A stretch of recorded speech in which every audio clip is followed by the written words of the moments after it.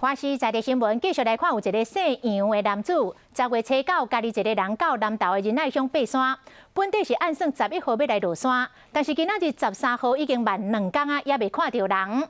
厝内底人真担心，已经报请到消防队到找人。 这个姓杨查甫人伫山顶摕海拔悬度的布条翕相，真欢喜。以前的爬山，逐摆若爬成功，拢会翕相。目前已经爬过将近20座山，这摆双10连假，伊去爬再升山到灵谷山，本来打算11就要落山，但不过到目前为止也无消息。伊的车还阁停伫出发的所在，厝内人真烦恼。杨姓山友哈，因为去爬山，然后家属发现他。 到11号都还没有回来哦，那通报我们这边来受理。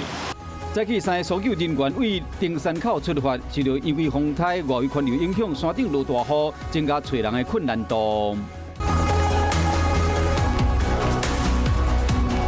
为再升山到灵谷山，后来到安东群山这条路线是伫中央山脉灵山顶，海拔超过3000公尺。一般爬山的人要用5、6天的时间才行得完。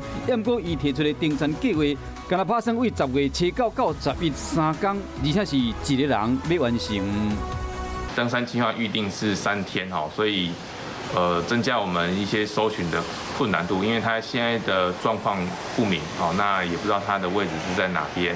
消防局阁呼吁民众爬山前要做好万全的准备，要写登山计划，唔通一个人去爬山，以免发生危险。